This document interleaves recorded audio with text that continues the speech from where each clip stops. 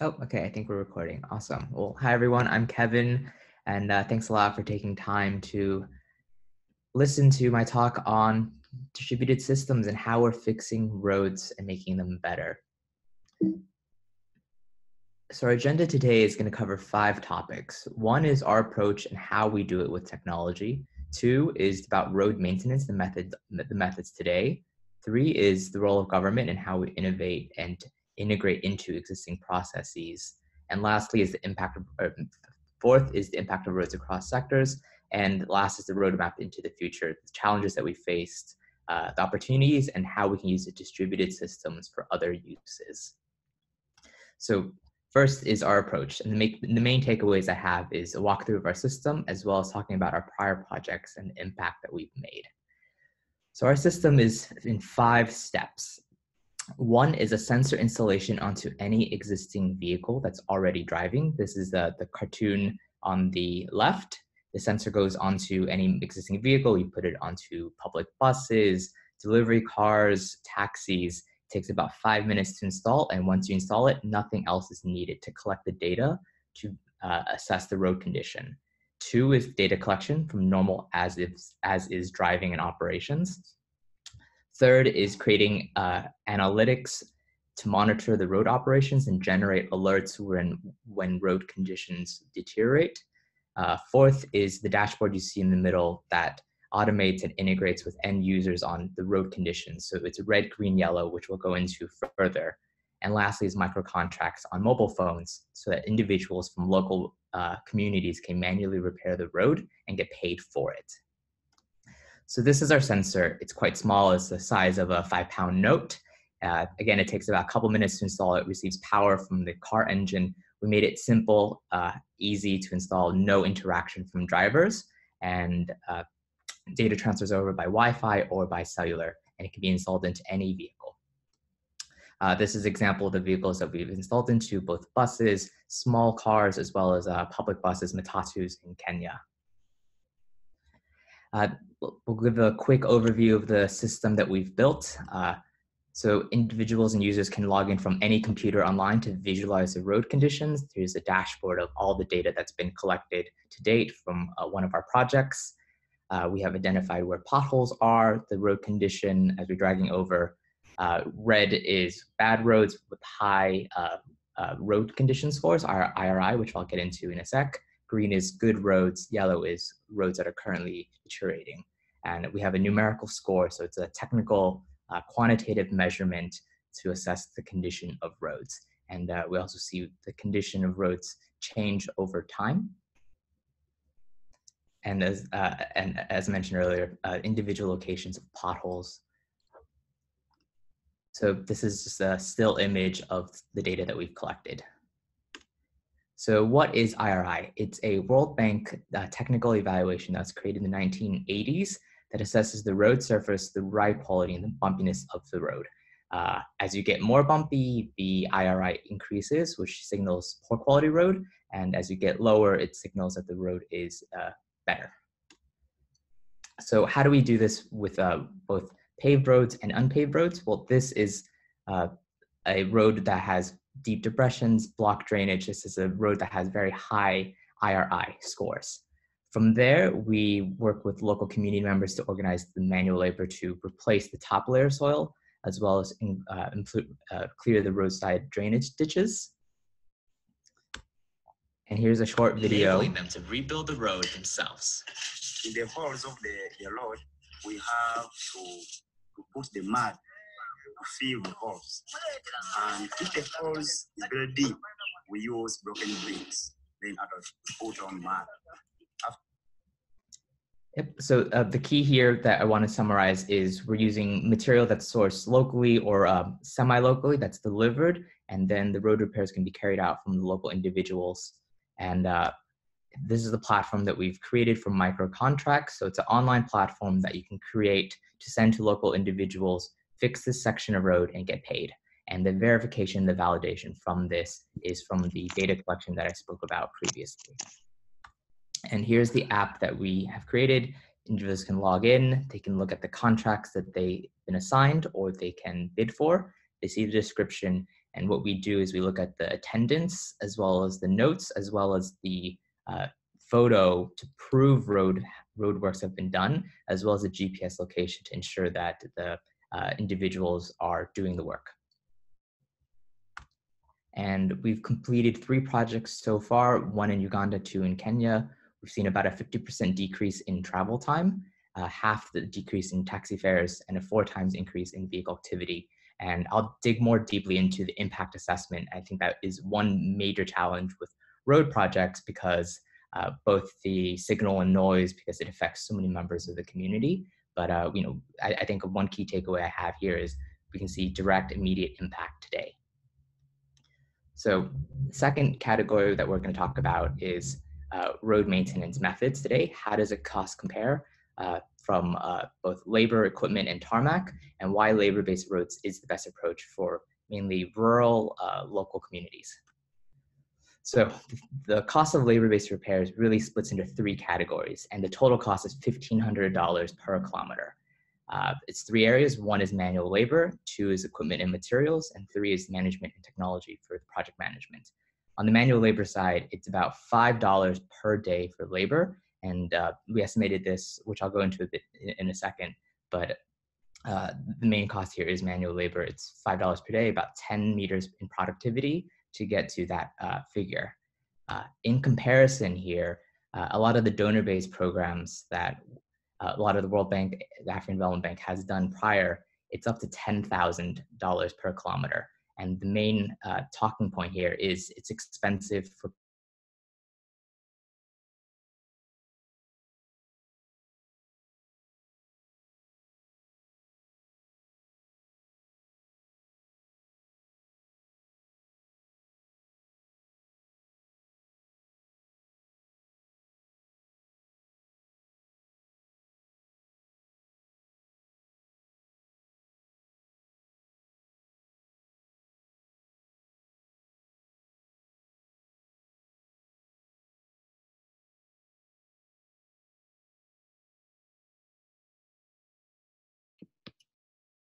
Kevin, we can't hear you. Are you still with us?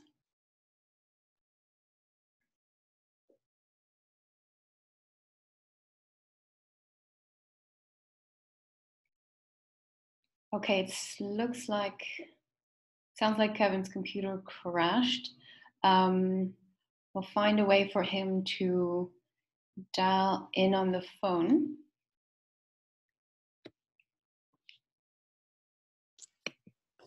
Guys, give us just a minute or two. When things go wrong, they go wrong. But I, hopefully this is worth your while. Let's see if we can bring him online. And I see we already have some interesting questions online. So just hang still 1 or 2 minutes, and we'll try to get him online.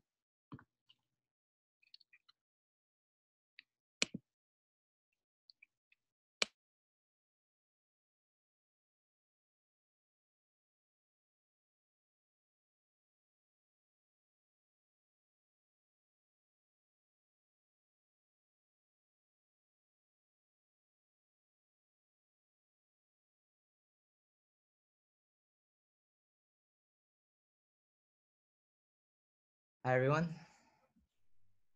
I think I'm back. My computer crashed. Oh, we got you back. That was pretty fast. Yeah. I cannot share my screen because I think the old we actually is of me is still sharing. Okay. Well, maybe we can have Eileen has a copy of the slides. Maybe Eileen can take over the admin rights and put up the screen. Eileen, is that possible? Yeah, I'll upload it now. I'm just still seeing Kevin's presentation on the screen, but let me replace it now.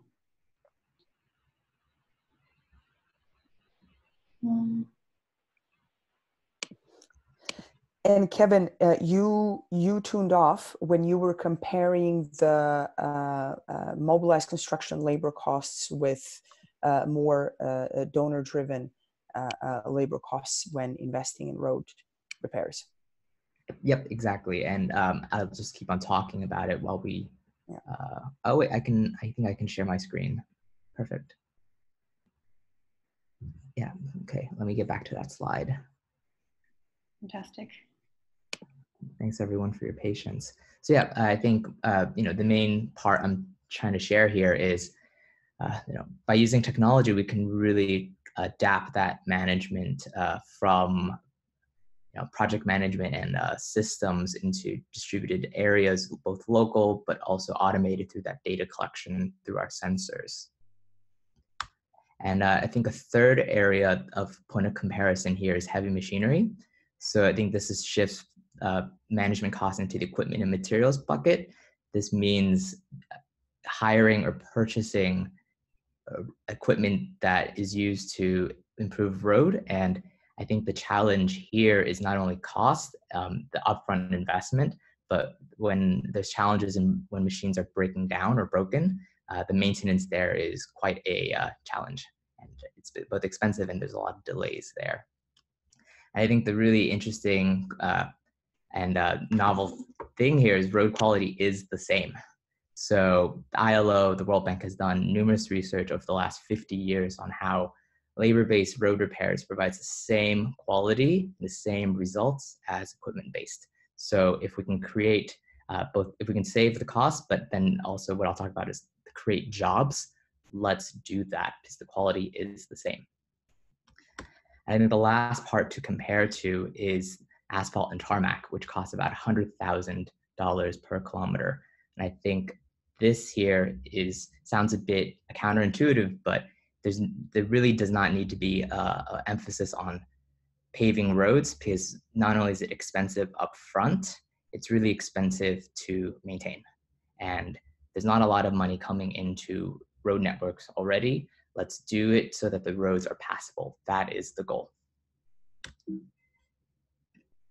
And going on passable and accessibility, I think this is how roads tend to degrade the road quality over time. And I think the key point I'm trying to share here is labor-based repairs, there's short, frequent bursts to improve road quality. So it ensures that it is above that accessibility threshold, as you see that dotted line, versus in heavy machinery and in asphalt and tarmac, the frequency of road repairs is quite slow. So there's times that roads degrade and they crumble and they break and roads can no longer be passable. I think a lot of us who have been in the field have experienced times where we're stuck in the road and whether that's mud, whether that's potholes, and accessibility is the biggest concern for rural communities.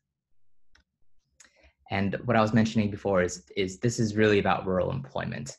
Labor-based methods create about 15 times more employment per kilometer compared to the equipment-based methods. We talk about budget and how does this break down in terms of cost? $5 per day, that's equivalent of someone collecting about 50 kilos of tea leaves from our experience in Kenya. There is demand for these jobs. We're estimating conservatively about 10 meters in productivity per day. That's quite low. We've seen individuals improve about 50 to 70 meters per day. And what this is pretty much saying is there's 100 days of labor per kilometer that's available. If we were to do this in an example of a project budget of 30,000, that's 6,000 days of labor that can be created in local communities that can improve about 60 kilometers. And that's under the assumption of every single meter within a kilometer needs to be improved. That's not typically the case. There tends to just be specific junctures, specific points that need to be improved. So this can be spread out to improve roads across entire communities. And if we were to expand this budget across to 500,000, this is a lot of labor, a lot of roads that can be improved. And I think I show these two examples to say this can be done as an amendment or addition to existing projects out in the field. And I think there's also an opportunity to do this as a standalone for improved accessibility and employment in rural areas. So here is a theoretical situation for Kenya. With $100 million, we can maintain every single unpaved road in the country twice per year and create about 75,000 jobs. Safaricom, which is one of the largest employers in Kenya, I think employs about 10,000, so that's 7 times the largest employer in Kenya of 100 million. And I know this sounds a bit challenging, but we talked about the numbers and the cost of employment. Well, 85% of the 160,000 kilometers road in Kenya are unpaved. This makes a significant impact to that, to make sure roads are accessible. that helps employment in agriculture, which is 60% of employment. There's hundreds of thousands of smallholder farmers that make up about a quarter of GDP, and half of the communities today already lose access for rains with the rural accessibility. And this also helps with food production, which ultimately means more food security for individuals and families. And this is a global problem. I think there's people here who's worked around the world. This is not only in Africa, this is Southeast Asia, this is Latin America. There is a significant need for roads unpaved. This is the CIA's measurement of road conditions and the number of roads that are unpaved per country, red showing greater than 70%. And it's about 6 million kilometers of road globally that are unpaved. So the next section where I'll talk about is the role of government. So how does road repairs fit into both procurement and the process? And it's really three main groupings. One is you have the payers. That's both development agencies, mainly the World Bank, African Development Bank. I know UNDP does some of these projects as well. Two is you have national authorities like the Kenya Roads Board, the United National Roads Authority, who are in charge of both interstate highways, but also some rural roads. And then you have local authorities who are on the community level. They all use e-procurement and even pen and paper, and they tend to go with large contractors because it's quite hard to monitor, evaluate, get the data to evaluate how suppliers are working. How do we fit into this? We are a procurement and management tool with our three-part system. So development agencies, national authorities, local authorities, they can use our system. They can work with small businesses and individuals because the tracking and the data is there.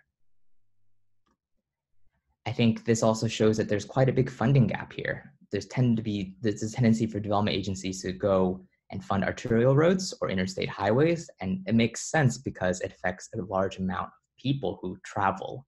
But the challenge is the population is very much distributed where local authorities have jurisdiction. People still live in remote areas and feeder roads, they still farm. And sadly, that's where the gap is because funding does not flow down and it's not available to these local authorities. So in that same sense, I think another really interesting aspect of our system is opening up the door for private donors to use and leverage our system to employ individuals. So, other situations of, adopting a water well, adopting a village, same thing can be said for adopting a road. And that's the funding that we've done so far to do our roadworks projects. So integrating into the government process, like I said before, pen and paper is still very much the prevailing method for a lot of engineers in local government. They go out, they look at the quality of road, they write down their notes, and then they key it back in when they get back to the office. There's a massive challenge there, both on scale, but also on data quality. And if things get lost, then they just forget, or they have to go back out there again. I think the image here that I have here is, when you go into the office of these local engineers, they have stacks and stacks of books filled with notes about various aspects. It's really hard to digitize, and it's not the best method. But then all the way in the other extreme is we have vehicles and very technical equipment. This is super expensive. This it's called scanner or laser profilers. They cost about $200,000 for one of these machines, and they only do 20 to 30 kilometers, 20 to 30 miles per day, because you have to drive at a specific speed, specific wheel path, wheel track. And I think the key gap that I'm sharing here is there's a need for technical data that's geographic wide across the road network. And that's where smartphones and sensors come in. And this is what we're doing with our data collection. So we're providing easy to interpret technical data so that we're easing in the adoption. Red, green, yellow is an easy system, a method for individuals on the ground to understand. It's online, so anyone can access it and see it. There's a technical evaluation with IRI, International Roughness Index, that we're collecting. And I think another interesting thing that people always mention is, why don't you just do this as a smartphone? Why are you making a dedicated sensor? And I think the challenge that we've seen is both phone theft. 2 is daily user action. You need to press start and press stop.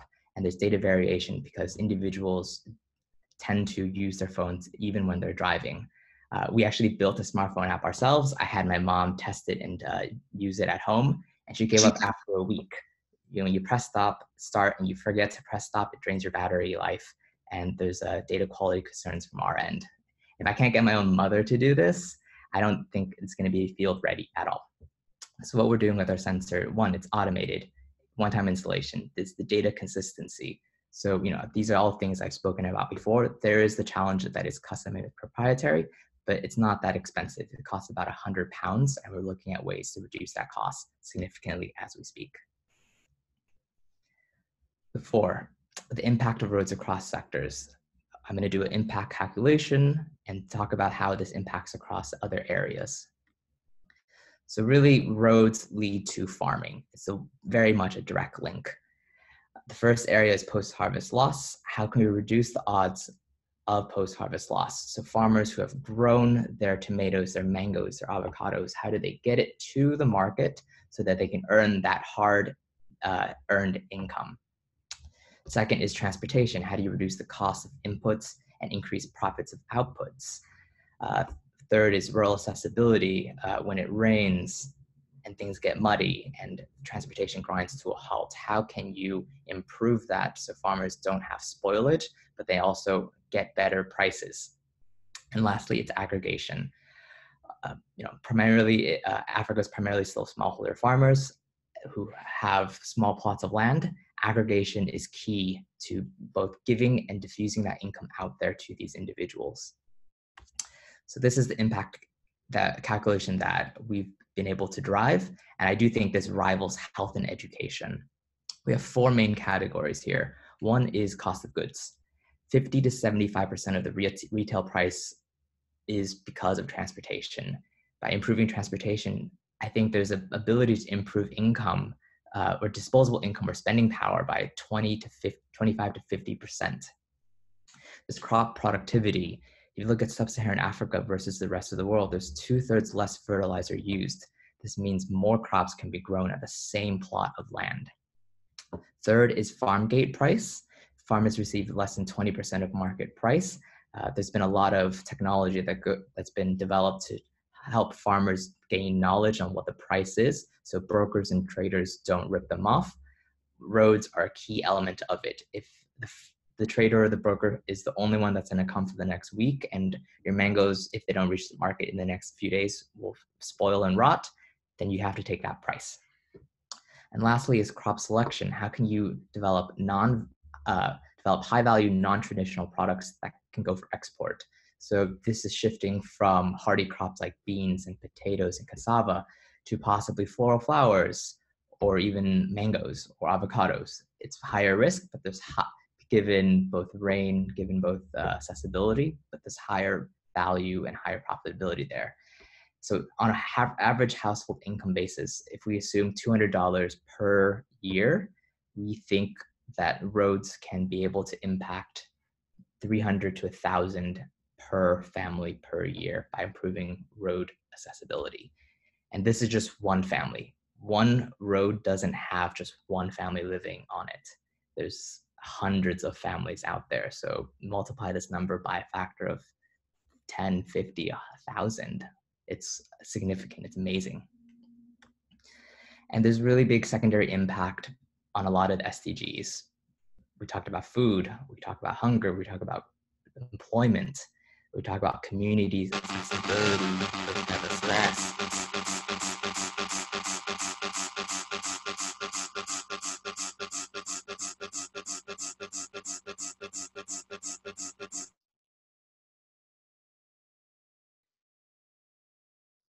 Well, we are really having some technical issues. I think Kevin his computer may have crashed again.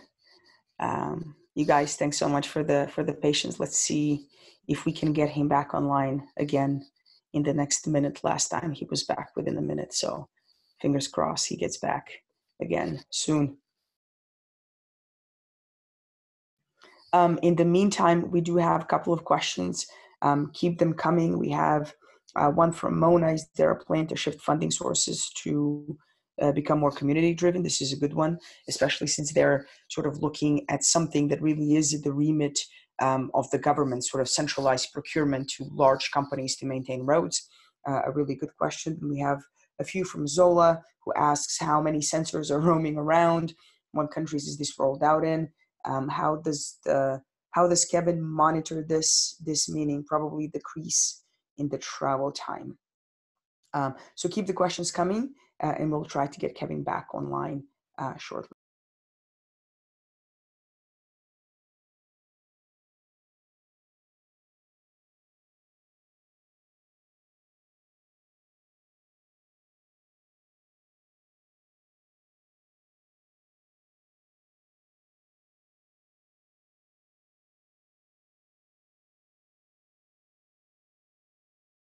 Hi, everyone. Sorry, I don't know what's going on with my computer.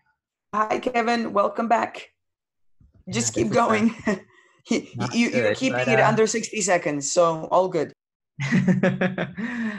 Awesome. Well, I think the screen is also locked again, but if we can go ahead and try to redo that like last time, I can get back my the presentation. So what do you need from us? Do you want Eileen to try to get the presentation online on her end? Or can she take over again and then I can share my screen again? Yeah.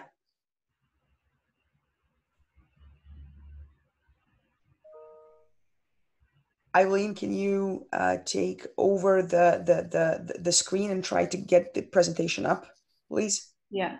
Thank you. 1 second. Really keeping everybody on their toes. Indeed. In the meantime, maybe, Kevin, we have a question from a colleague, Mona. She's asking, is there a plan to shift funding sources to become more community driven? Would love to hear more about stakeholder involvement in that regard.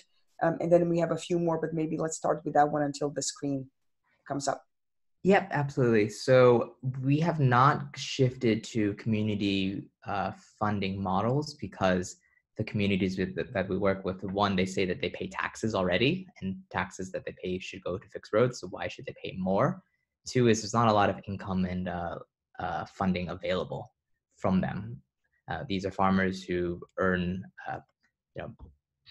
not a lot per day, so asking and taking more is already a challenge. I think I've tried to look in other distributed areas for funding. Could be private businesses, and there's no demand and appetite there because it's opening up a Pandora's box of you need to pay for roads in order for you to do the work that you need to do to distribute your products. And I think one of the interesting areas or opportunities that we have had some success in is the cooperatives. So these are areas that are able to pool their political influence and their funding. We worked with Tea Collective in Kenya, who paid for part of the roadworks, and they're able to push through because, one, they have the budget because it's directly linked to their operations, and two is they have the ability to push away politics because they're enough of a voter bloc, and they can say we're helping temporarily, but this is not a future consistent, persistent source of funding for roadworks. Okay, I have a follow-up to that, but I'm gonna the screen is up, so I'm just gonna let you continue your presentation, and we've got a few more lined up for you. Awesome. Aileen, can you give me the screen share? I think I can share my screen again. You can share it again? Yeah, I can. Okay. All right. Awesome. All right. So I think the next part that I was going to talk about is the trend towards urbanization is not going to remove this problem. Yes, cities and countries are urbanizing, but there's still a lot of people living in rural areas. In Africa, there's going to be estimated about 800 million people in 2030 who still live in rural areas. Same in Asia. And I think there's a really big opportunity here to create and seed income in these rural areas so that we can start to mitigate some of this urbanization, this overcrowding in cities, because at least in my conversations with farmers, they go there because they need employment opportunities. And if you don't have a job in a rural area or it's really hard, why not go to a city? And I think the last part I want to talk about in impact is the opportunity for post-conflict recovery. This is a report that's done by the Danish Institute for International Studies and UNOPS, and it's talking about how infrastructure can reduce the likelihood of violent conflict in the aftermath of drought, desertification, and natural calamities. I think this is a really big and positive opportunity to create a stability in the environment, as well as reduce poverty and employment. But this is a really emerging field. There's not a lot of evidence. There's a lot of risk aggravating volatile situations. But I add this here to just spark the question to say, how can we look at systems change and the system itself, and how can that lead to better results for individuals and communities on the ground? Cool. So hitting the home stretch here. The last section we'll talk about is the roadmap into the future, the challenges, the opportunities, as well as other uses. So fixing roads is really hard. I think I painted a picture of how impactful it is, how we got some traction, but the reality is repairing roads is very political. We talk about governance, we talk about transparency. I mean, the thing that is taboo, the taboo word here is corruption, and it is there, it is prevalent. Third is there's not a lot of appetite or enthusiasm to fix and maintain roads. There's a ribbon cutting ceremony when you build a new road. There's no ribbon cutting ceremony when you fill potholes. And lastly, this is system change at its core. It's complex. We talked about stakeholders. We talk about a lot of varying elements and aspects, both in health, education, water. It's quite challenging. And how can we tackle and chip away at each individual part? And the second category is funding. There's a lot of donor fatigue around roads because you need to continue to invest in roads. Roads will always degrade, and there hasn't been long-term success in roads in quite some time. Second is impact assessment. It is really challenging. There's a long-term play here. The signal to noise is quite challenging. When individuals are receiving a few cents in benefit per day, per week, how do you aggregate that? And how do you not say it's not just better rain or less rain or more sunshine? And I think the third thing here in funding is the diffuse responsibility. So who really does pay for this? Yes, it's government. Yes, it's donors. It should be individuals. But taxes and money is already being cycled through the system. How do you isolate stakeholders and say this impacts your operations? We need you to contribute and string this together so that life and quality of life can improve. So how do we overcome these roadblocks? One is we talk about impact. We talk about the value and the hope that we can create today. We talk about, or we experience that, better transportation times, but lower transportation fares immediately because of better roads. We see the job creation elements and aspects. People can see that, they can feel it, they're happy about that. And I think that leads to systems change. This is really hard. But how can we build the habit for process change and innovation? Change is coming. How can we seed it, take an inch to eventually take a mile? And then the third element is transparency.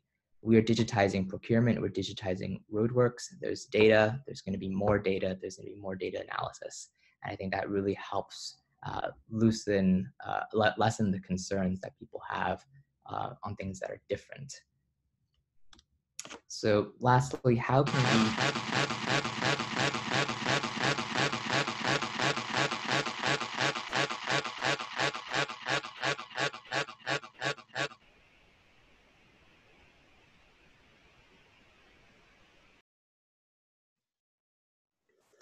All right, third time is the charm that he gets kicked off.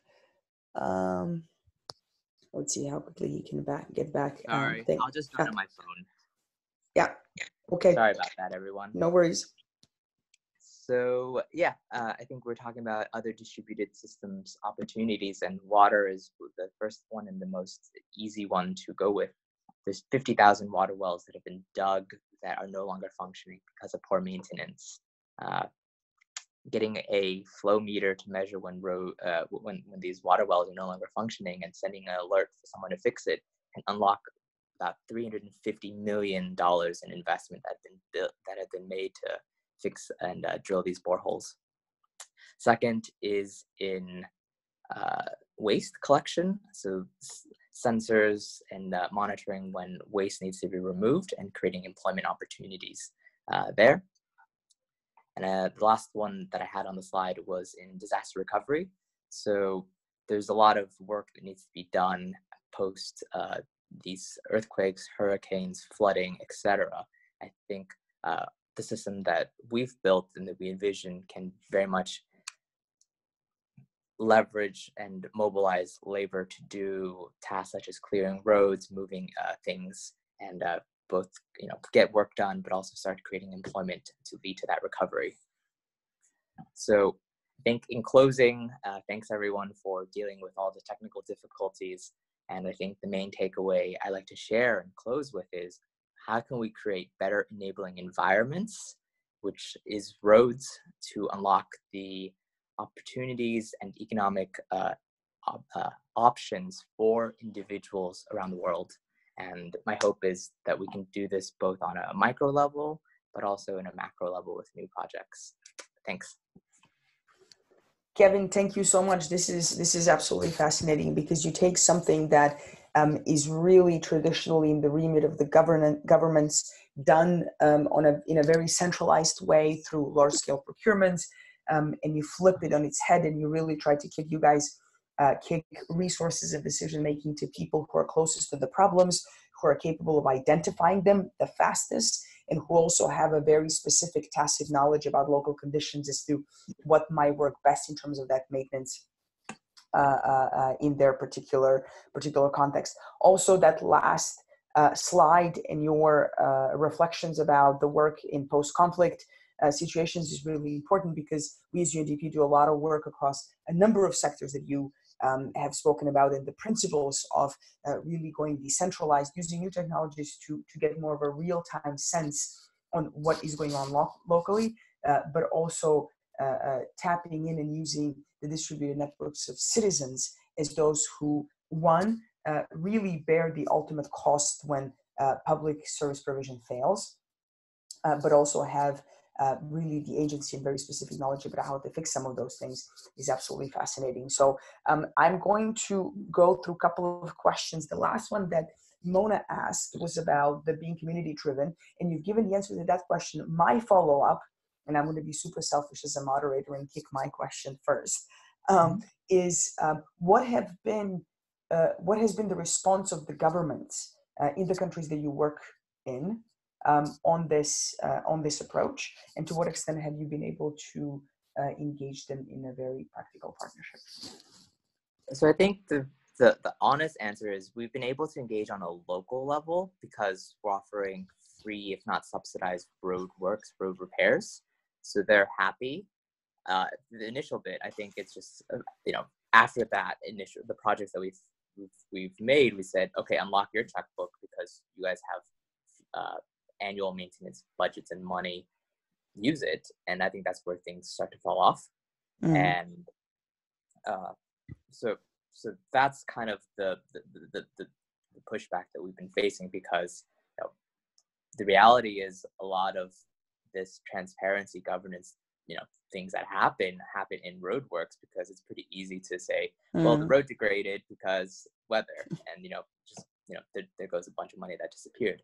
I think the way that we're trying to solve around it is, we're going to the systemic level and the systemic options that we have, which is UNDP. It's also working with donors to say roads are critical fourth foundation outside of energy and education and healthcare.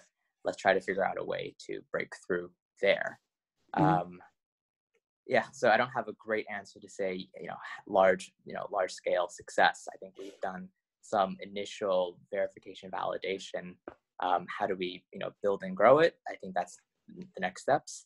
I think another thing to add here is we have a really great local partner who does roadworks repairs on the training education aspect in both Kenya, Uganda, and many other countries across Africa.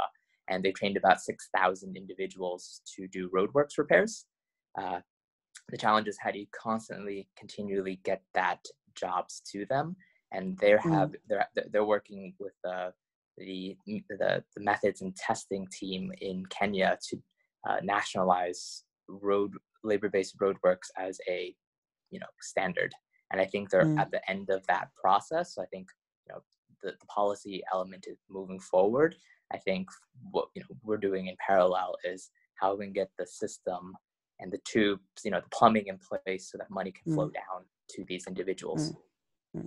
No, and I think this is where there could potentially be a complementarity, because a lot of our work is on local level governance, accountability, national development planning, where we could potentially build bridges. Another question is, how many people have you hired through micro contracts, through Mobilized Construction, to repair roads? And then connected to that is, how do you do monitoring and evaluation? So one of the slides, I think, mentioned decreasing travel time, for example. Yep. So the first question on number of people, we hired about 25 people. We did 10, 10, and 5 for our projects.